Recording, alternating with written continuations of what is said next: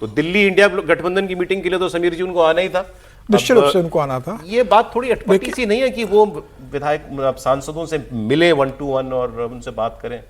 जो फोन ही नहीं उठाएंगे, सांसद फोन नहीं उठा रहे हैं, सांसद आपके कॉल का रिस्पॉन्ड नहीं कर रहे हैं, सांसद आपके व्हाट्सएप का और एसएमएस का मैसेज नहीं कर रहे हैं, तो ममता बनर्जी को अब आना मजबूरी है। और पक्की बात है, ये आपकी इन्फॉर्मेशन है? पक्का खबर है ये कि ममता बनर्जी सांसद टच में नहीं है, और सबसे बड़ी चिंता ममता बनर्जी को अपने राज्यसभा के जो 13 सांसद है उनको लेकर हो रही है।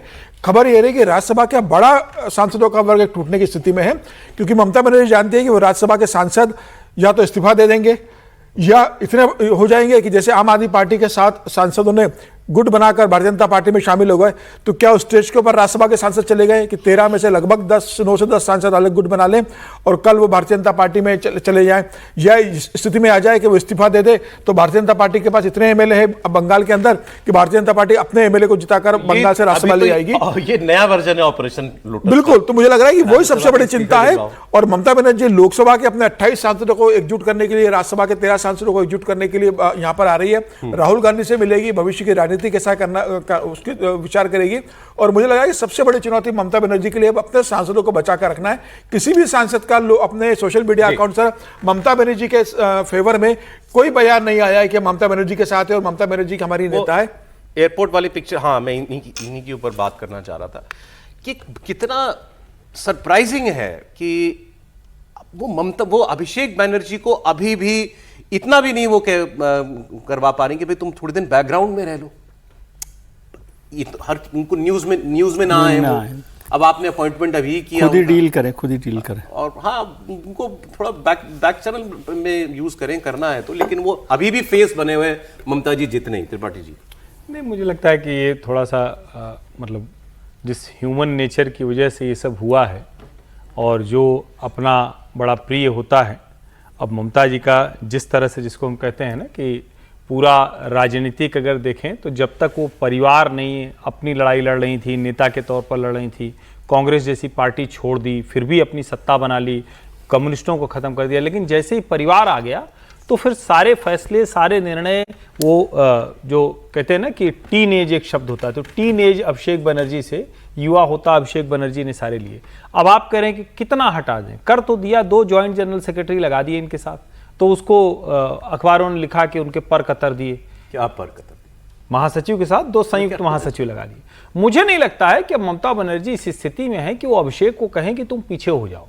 अब तो उनको ये कहना है कि तुम आगे आके जितना करना है करो, या ममता बनर्जी के दिमाग में जो रणनीति है उसको करना पड़ेगा। लेकिन ये इससे तो नहीं होने वाला है कि बुला के बैठक कर लें।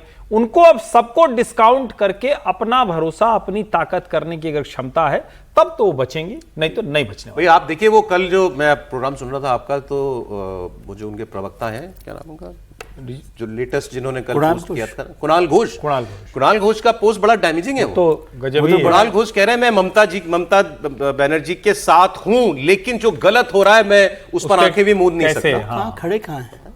नहीं साहब, तो आदमी अभी तक नहीं, मतलब वो इस जगह पर खड़े हुए हैं कि जहां से किधर भी जाए। वो जिस गलत काम की ओर इशारा कर रहे हैं वो क्या है? मेरे ख्याल से तो अभिषेक बनर्जी की रीअपॉइंटमेंट है। नहीं, देखिए, एक बात समझिए कि ममता बनर्जी को भी पता, और ये फैक्ट बात है, मैं इसको बहुत समय से कह रहा हूँ, भले ये पब्लिकली जो हमारे जो बागी विधायक हैं एमपी अभिषेक बनर्जी को कह रहे हैं, अभिषेक बनर्जी का गुस्सा अभिषेक बनर्जी को लेकर मसला नहीं है। ये जो भी नाराजगी है या जो भी बात है वो ममता बनर्जी से है। अब अभिषेक बनर्जी के बहाने से ये सब चल रहा हो ऐसा नहीं है, और अभिषेक बनर्जी को हटाने से ममता बनर्जी का आज की तारीख में बैकबोन अभिषेक बनर्जी है, और ममता बनर्जी समझती है सारी राम कथा तो यही है। नहीं, हर आदमी कह रहा है अभिषेक के, कह रहा होगा। अभी जैसे हरजी ने बोला कि 2 डिप्टी वो बना दिए उन्होंने, तो उससे कोई फर्क पड़ गया? कोई फर्क नहीं पड़ा।